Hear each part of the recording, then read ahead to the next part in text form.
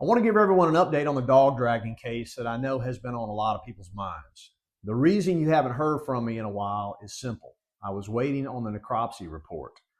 I didn't want to get in front of a camera and tell you half of a story. So we received that report yesterday, and I want to share you with what it says. The necropsy, which is a veterinary autopsy, confirms that the dog was deceased before it was dragged. And that matters legally because in Louisiana, there's no violation of law in dispatching a dog that is actively threatening your livestock. That's not me making excuses. That's just the law. Keep in mind, too, that Washington Parish has no animal control. So when that's the reality that people are living in, they sometimes feel like they have no choice but to handle things themselves. And what is still a violation of the law, though, is littering and obstruction of justice. Those charges are real. They're supported by the evidence, and they will be handled appropriately.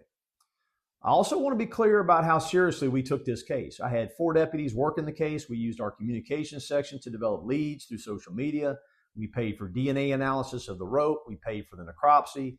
We verified locations through employment records. We produced seizure warrants for the truck and the cell phones in question. We answered countless calls and tips and leads and offers of support. We didn't cut any corners. We didn't spare any expense.